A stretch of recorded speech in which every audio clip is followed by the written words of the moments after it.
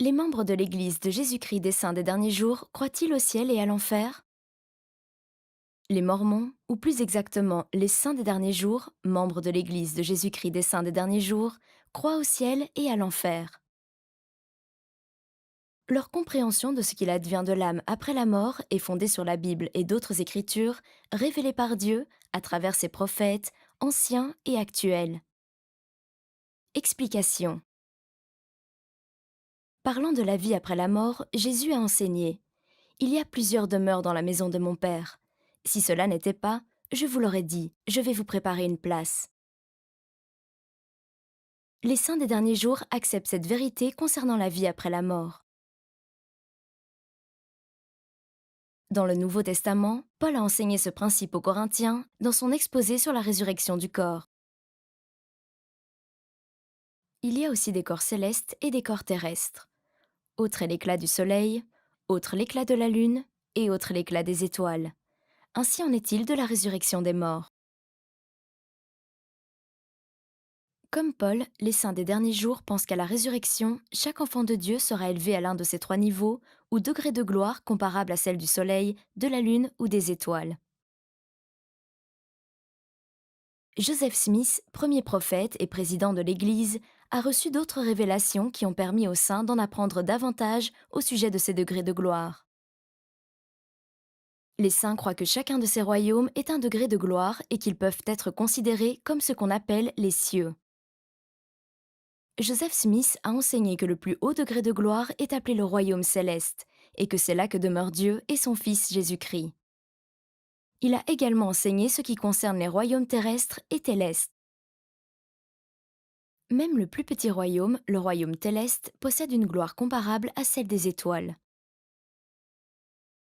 Bien qu'il soit réservé à ceux qui ont mené une vie allant à l'encontre des choses de Dieu, ces derniers reçoivent néanmoins une mesure de gloire de la part d'un Père céleste aimant et juste.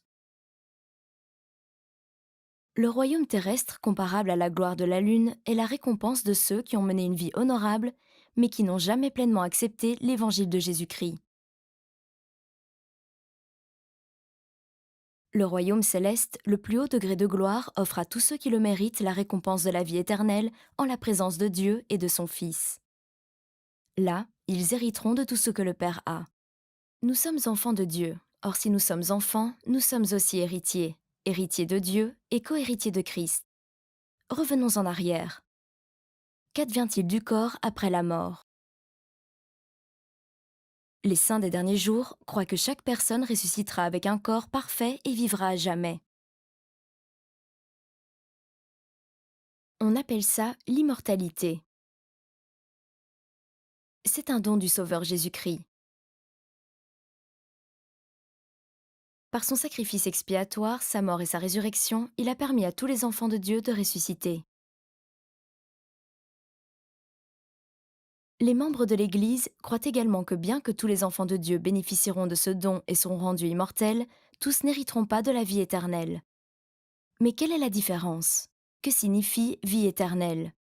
La vie éternelle est un élément essentiel de la foi des saints des derniers jours et signifie littéralement demeurer là où Dieu et Jésus-Christ demeurent et mener la même vie qu'ils mènent dans le royaume céleste.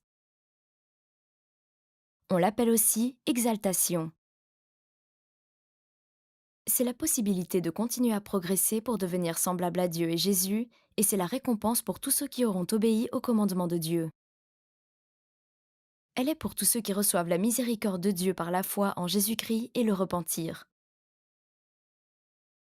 Autrement dit, les cieux sont la récompense des actions de chacun dans cette vie et la manifestation de l'amour de Jésus-Christ. Ils sont constitués de trois degrés de gloire préparés par un Père céleste aimant et son Fils Jésus-Christ. Mais qu'en est-il de l'enfer? Les saints des derniers jours croient-ils à l'enfer? Pour les saints des derniers jours, l'enfer peut être envisagé de deux façons.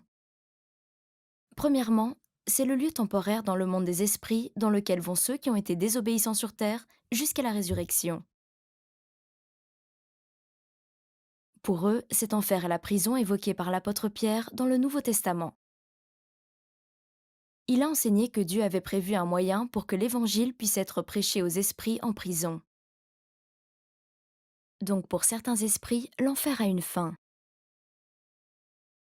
Les saints des derniers jours croient que tous les esprits auront l'occasion d'accepter ou de rejeter l'évangile de Jésus-Christ. En fonction de leur choix, ils auront accès à un degré de gloire différent. Deuxièmement, l'enfer est un lieu de désolation absolue appelé les ténèbres du dehors après la résurrection. C'est un endroit dénué de gloire où Satan demeurera.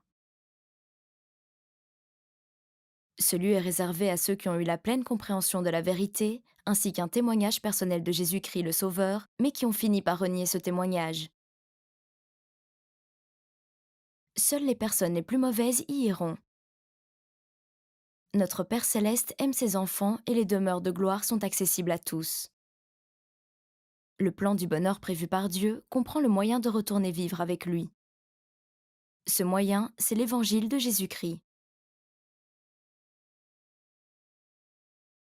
C'est ce désir éternel d'être semblable à Dieu et Jésus-Christ et de vivre avec eux dans les demeures les plus élevées qui donne un sens à la vie des saints et les pousse à progresser, à aimer leur famille, à servir dans la collectivité et à suivre le Sauveur.